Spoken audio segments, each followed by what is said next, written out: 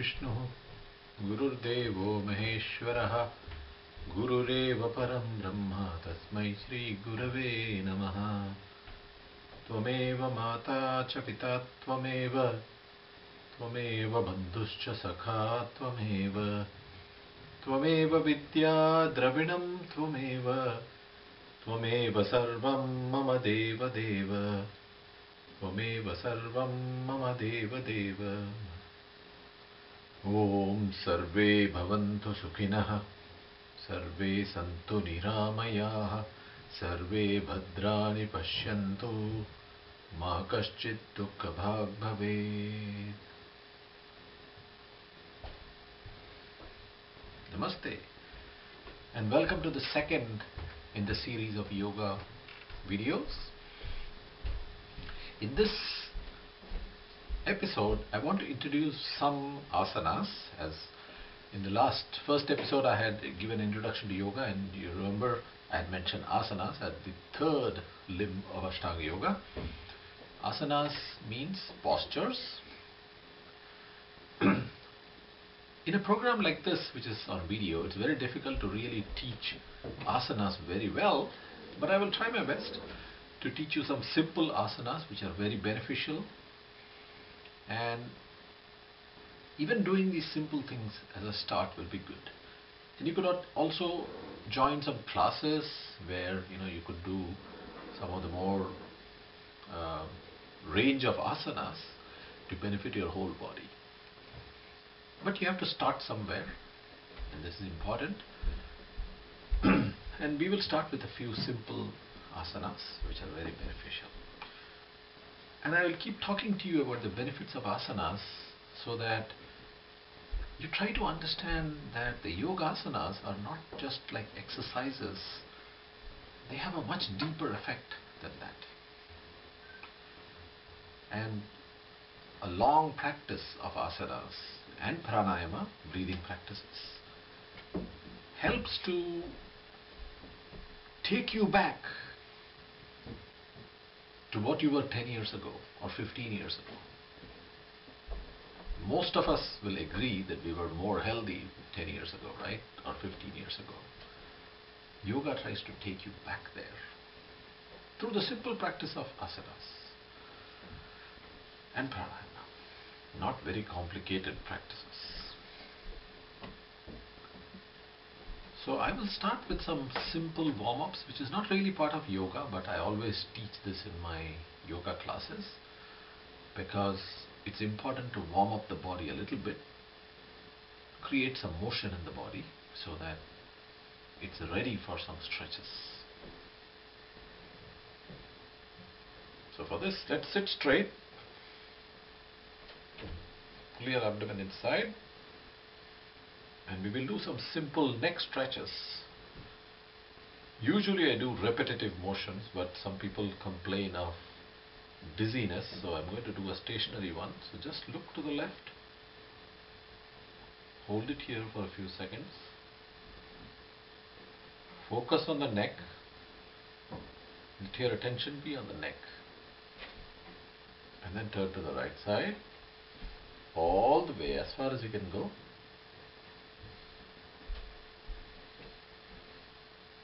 Hold for 10 seconds.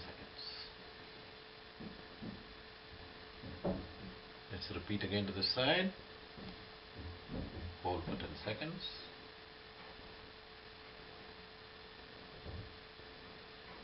And to this side. Hold for 10 seconds. Now come back to the middle, and we'll also do the front and back. So take your neck down, trying to touch your chin to the collarbone, and hold it there.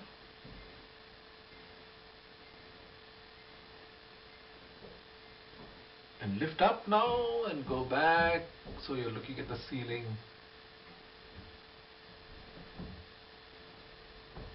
Hold for 10 seconds. Repeat forward again. Remember to keep breathing in yoga unless you're told to hold your breath. And it's good to breathe with the motion. So when you're taking the head back, inhale. And when you reach here, you can exhale.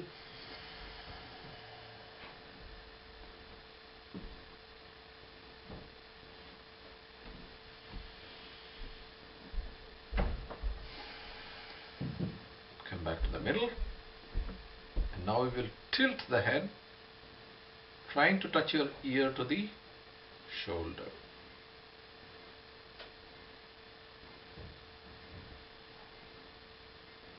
And hold for 10 seconds. Go to the other side. Hold for 10 seconds.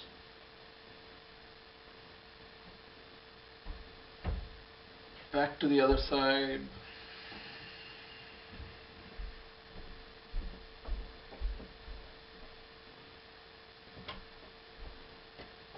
And back to the right side.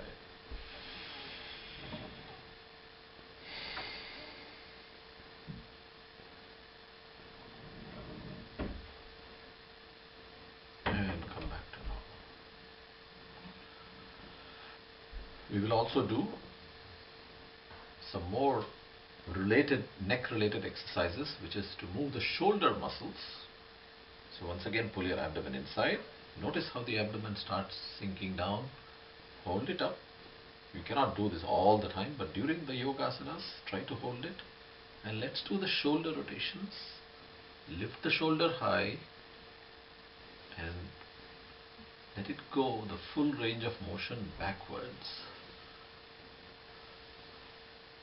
4, 5, 6, 7, 8, 9, 10, 11, 12, 13, 14, 15, 16, 17, 18.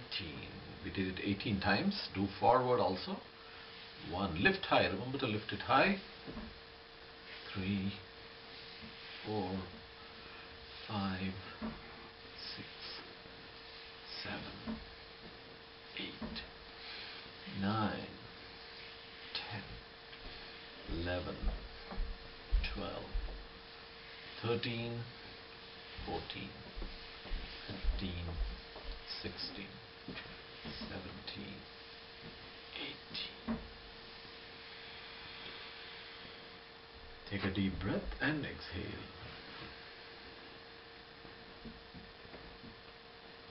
Now these neck exercises and shoulder exercises that we did help to relieve the stress in this region.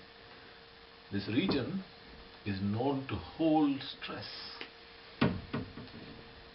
It's a little difficult to understand how stress can be held, but they are held in the muscles, and the muscles become tense and hard as a result of this. These exercises, they relieve the tension and get the stress out. So that's why even doing postures makes you feel better, not just more flexible. It actually makes you feel better. This is a well-known effect of yoga classes. If you attend a yoga class and come out, you'll feel better, because all these tensions are released from the body. Because usually, unknown to us, we are very tense and we don't realize it. Now let's continue the motions. The spine, which is located here, is a very important organ in yoga. And a lot of the asanas in yoga focus on bending the spine, twisting the spine, and so on. So here is one for twisting the spine. Take your hand to the knee and take the other hand back and twist back. And then keep going. 2, 3, 4, 5, 6, 7, 8, 9, 10, 11,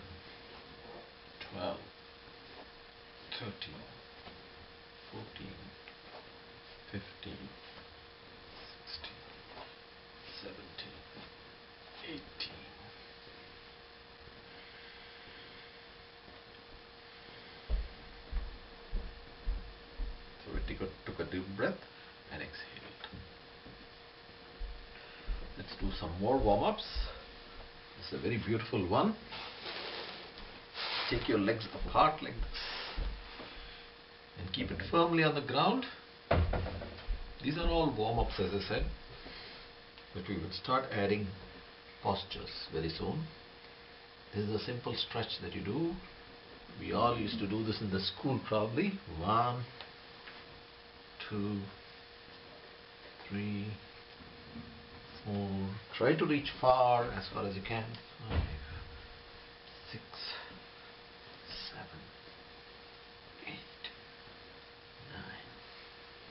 9, 10, 11, 12, 13, 14, 15, 16, 17, 18. Take a deep breath and exhale.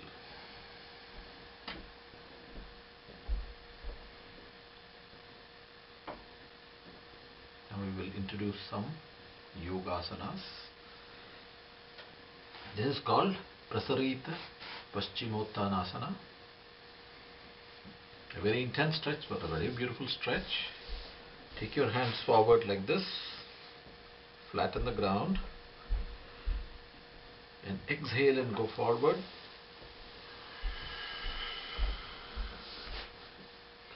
Make your little adjustments if you want to do. Keep the legs firmly on the ground. Don't bend the knees. Take the elbows towards the ground, and if you can reach this position, that's good enough. Just remain here. You should feel an intense stretch here, below the leg and the hips and the lower back. Very beautiful stretch. Breathe into the stretches.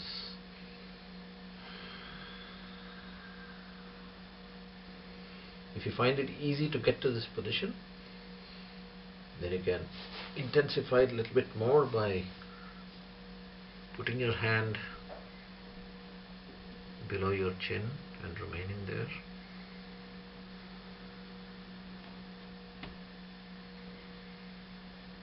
Breathe into the stretch. Let's reverse the motions. Bring your hand down, lift the elbows up and slide back.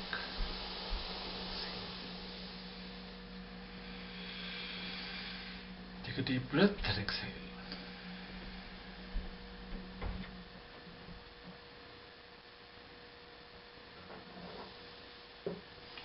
Now there's a very famous pose called Ardha Matsyendrasana, but I will teach a simple variation of this, which is a very beautiful stretch.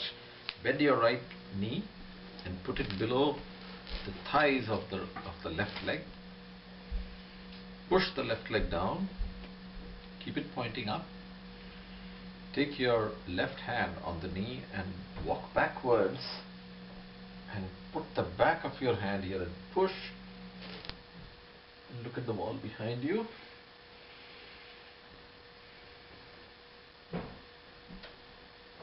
Twist the hips. Twist from the hips. Not just the head, twist the hips too. Remember to keep breathing.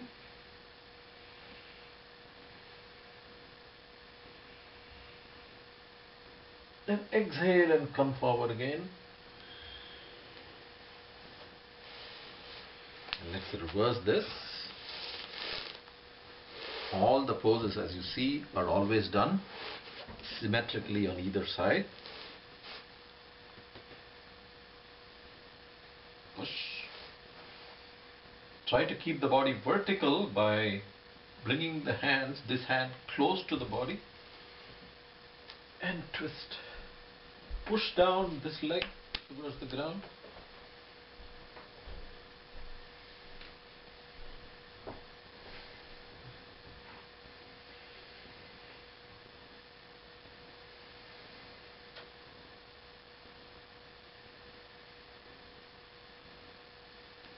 And come out of the pose.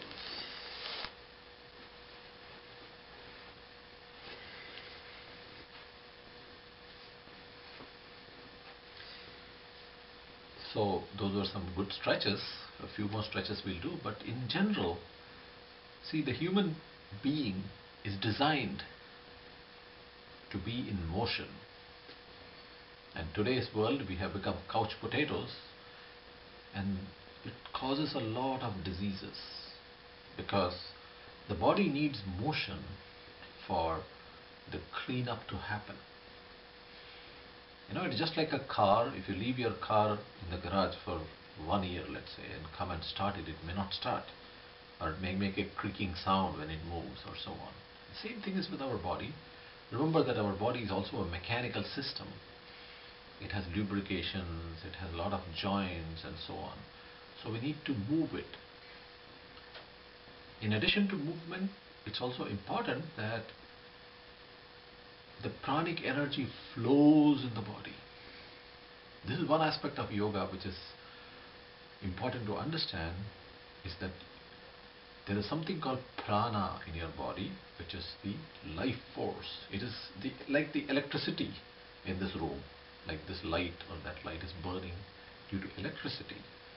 There is something like electricity in your body called prana, and prana flows freely when when asanas are practiced, which helps to relieve the body of toxins, also to take care of things like joint problems, inflammations and so on. So in the long term, yoga improves your immune system also. If you practice yoga for several years, you'll see that colds and coughs don't even come near you, because somehow you're not a good host for bacteria and viruses. You get sort of free of them. Now let's practice, to conclude, the famous lotus posture or Padmasana. Padmasana is a very famous posture. It's considered an easy posture, but difficult, of course, if your legs are not flexible enough. But it's easy to practice and get adept in Padmasana. So let's learn the technique a little bit, and then you can try it at home. So take your left foot a little forward. Remember, for some of you, the other way may be more convenient, so you've got to find out whether you like to do it this way first or the other way first. Okay. So I'm putting my left foot little forward, not too much forward, little bit forward, and then I'm taking my right foot forward, and I'm taking my left foot and putting it on the thighs. And if you notice that usually this would be coming up, you do this, but this has to go down for Padmasana. And it should not be pushed down. You have to use your own leg muscles to take it down. So if you find that your knee is way up here, the first thing you have to learn in Padmasana is to take this to the ground. By stretching the muscles and making little adjustments here, you could take it down. Once you reach this position, Padmasana is very easy. You just take this other leg and lift it up and put it on the thighs, and you are in Padmasana. Sit straight.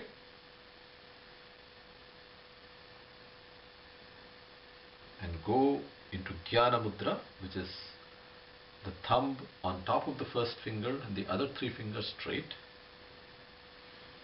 And sit straight. You can close your eyes and sit for a few minutes.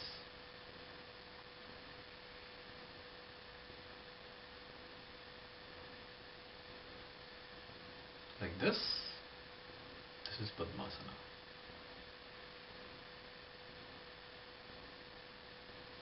Of course, there are very complicated Padmasanas, also more intense than this. We're taking the leg up here and so on. But don't worry about those complications. First, learn the simple things. If you are interested, you could go for advanced classes where they will teach you more advanced versions. But my experience of teaching shows that you don't need to do complicated poses. Do simple postures and you will be very healthy. Because when you go from zero to something, it's a big jump in itself.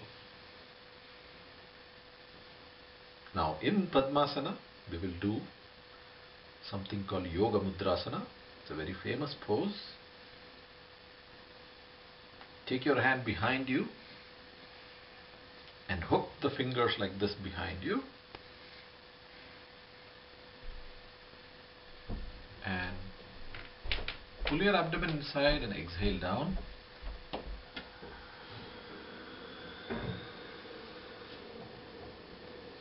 And try to reach your head to the ground with a deep exhalation.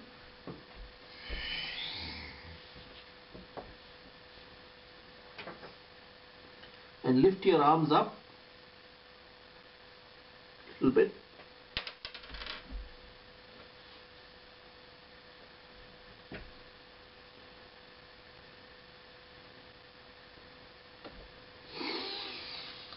Inhale and come up. And relax.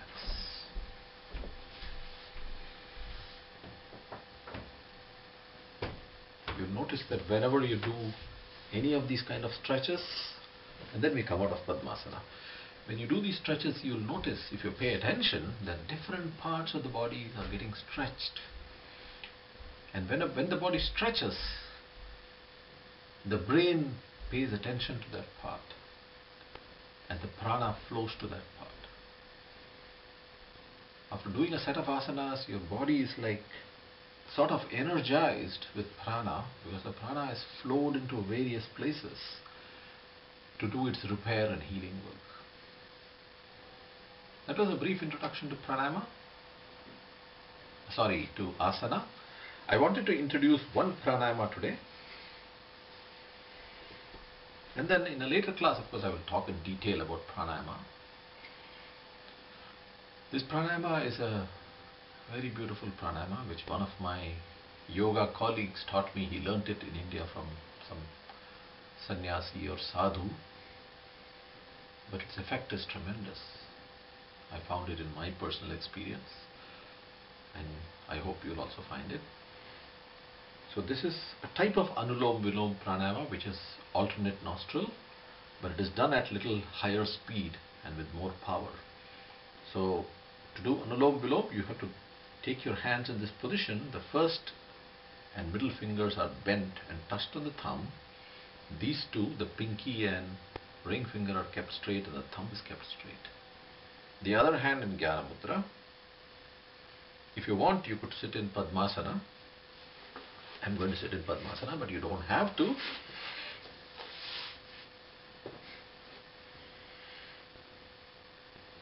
We start with closing the right nostril with the thumb.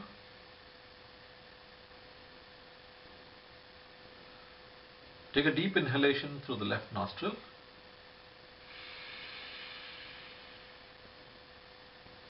And using your stomach muscles, you exhale and inhale at high speed through the left nostril for approximately 30 seconds to 1 minute, like this.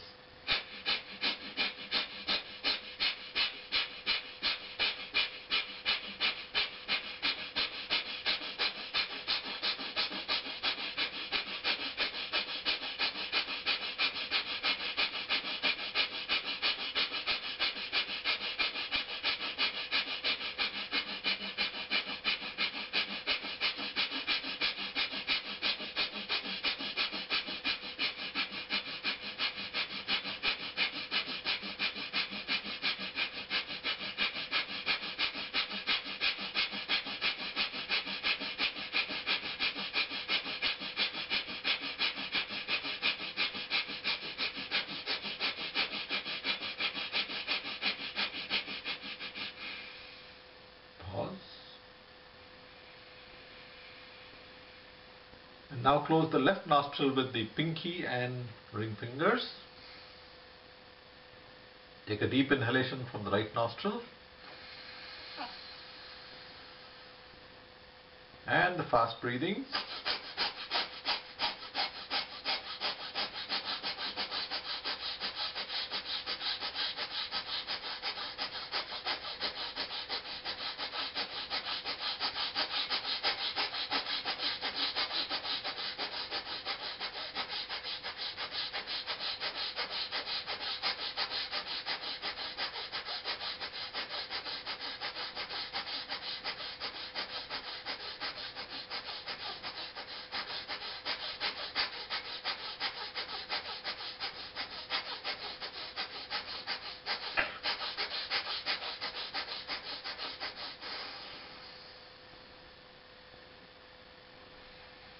Take the other hand into Jnana Mudra and take a few slow breaths.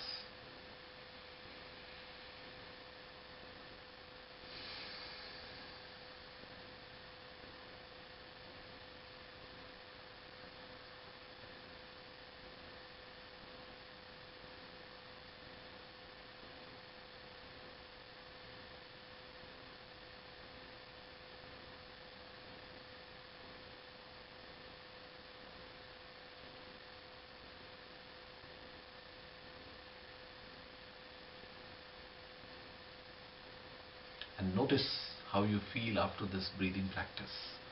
If you had taken a snapshot of yourself before this pranayama and after the pranayama, you will definitely feel a lot of relief. If you are stressed out after a hard day at work or any other kind of stress or depression, this helps to relieve that. And repeated practice of pranayama, like this one that we did, has tremendous benefits for the body and mind. It will make you into a calm person. So that was the little introduction to asanas. And now it's time to go into our topic in Ashtanga Yoga, as I have promised in my first video that I will talk about some topic. So we will get to our topic today. Namaste.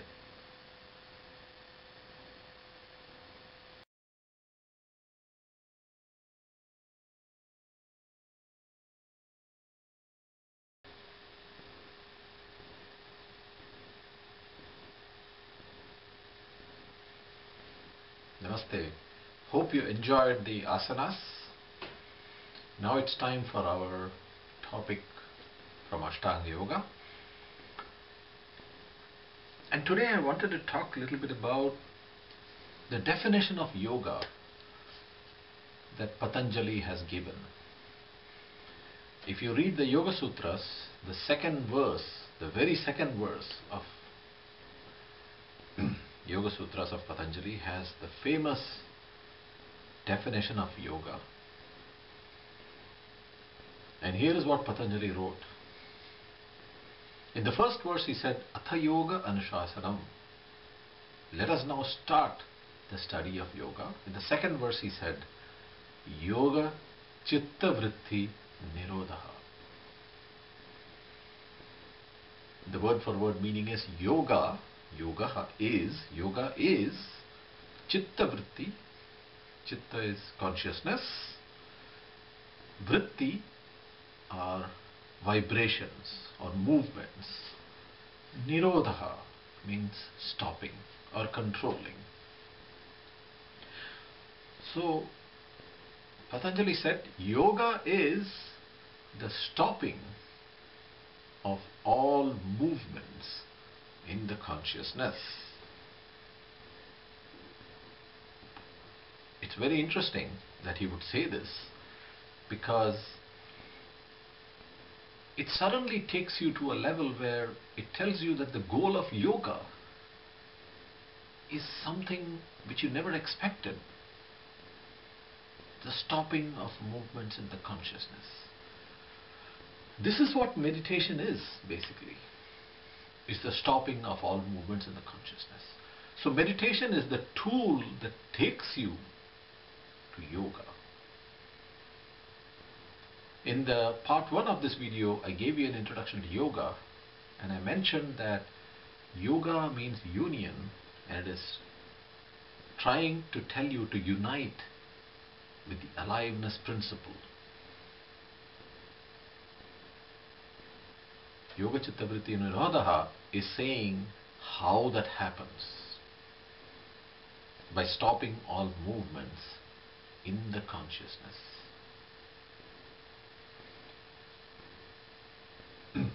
Now, let's go a little deep and understand what exactly is meant here. And what is the practice that you can actually do.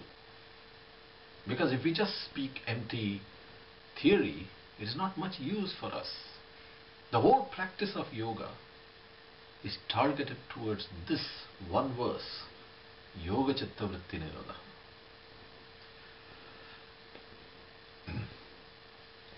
So,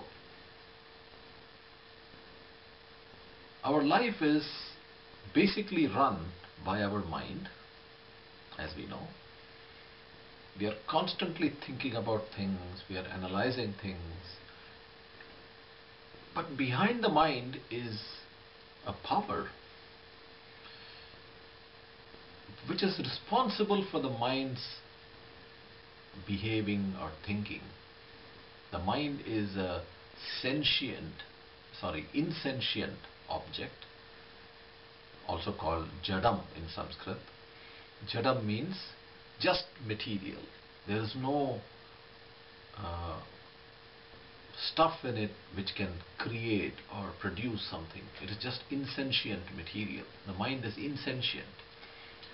But it is enlivened by what we call chaitanya or consciousness. Consciousness is the living principle which gives rise to the mind.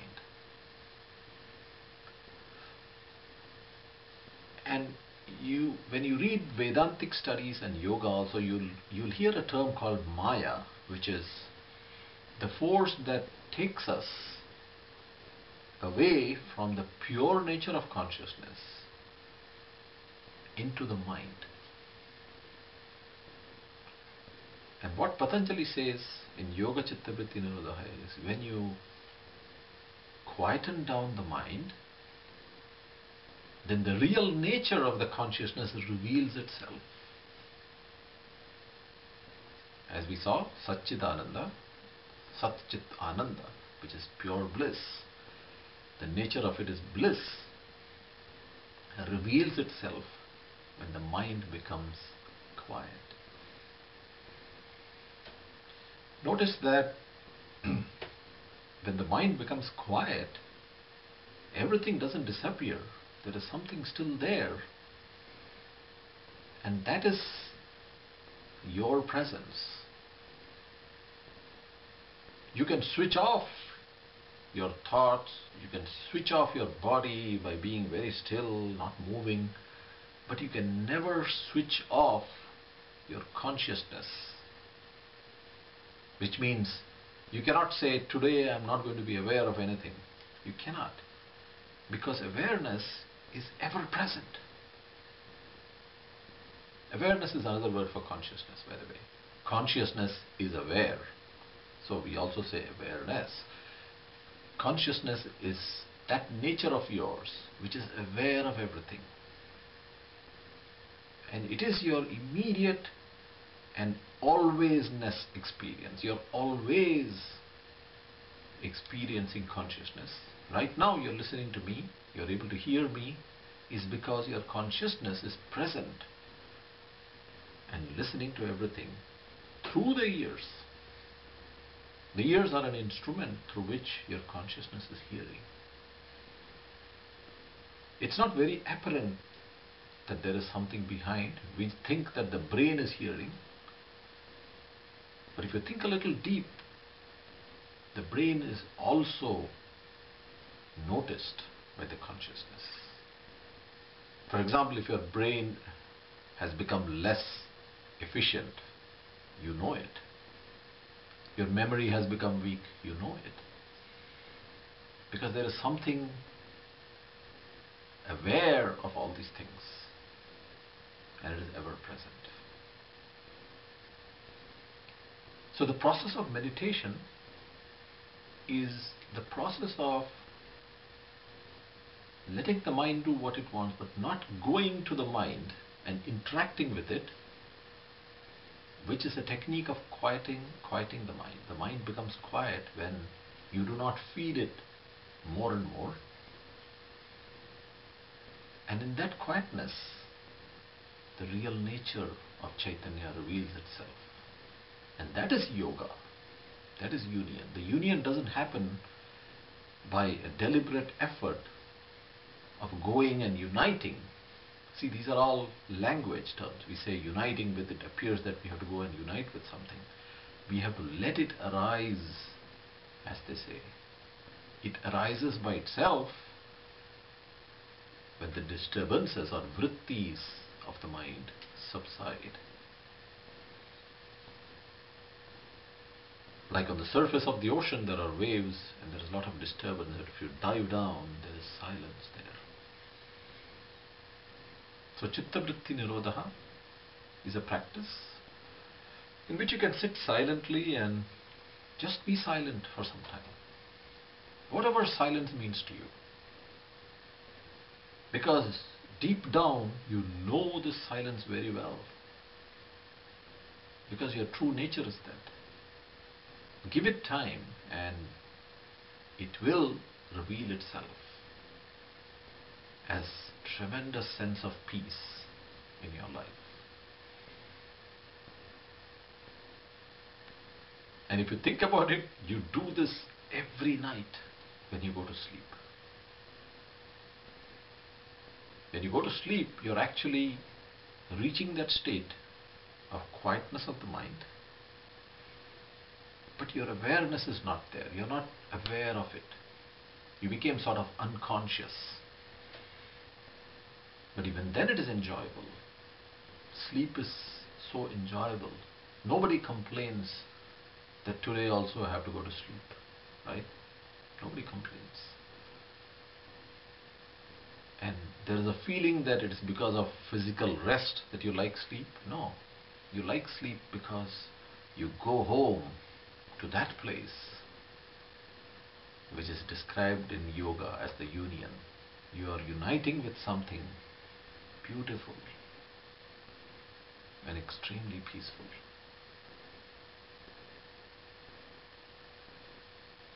So the study of yoga and the practice of yoga will take you slowly and slowly to that deep place where there is tremendous peace. Whatever be your problem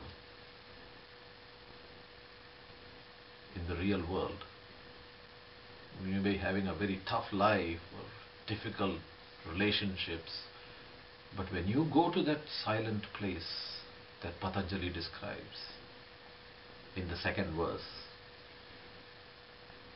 there is tremendous peace. And the more time you spend there in your meditations, the more that peace pervades into your real life. This is the beauty of this practice. And you start changing from the inside into a calm person.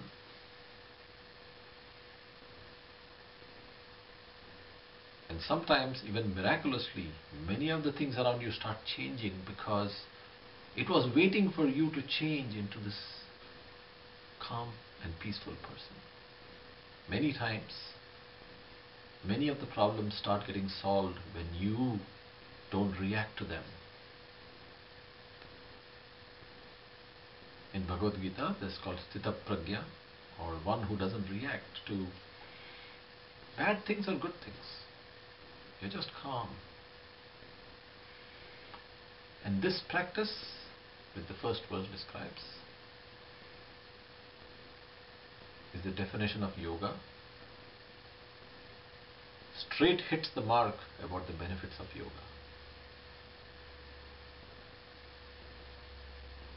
The purpose of yoga is to bring you happiness and inner peace.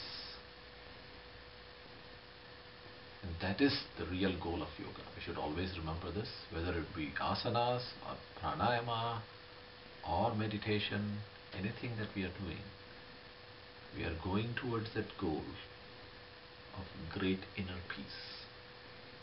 The ability to always keep a smile on your lips. This is the goal of yoga. Thank you very much. I will see you in the next episode. Till then, may peace be with you and may you find the peace within. Om asato ma satgamaya tamaso ma jyotirgamaya mrityorma amritam gamaya. Om Shanti Shanti Shanti.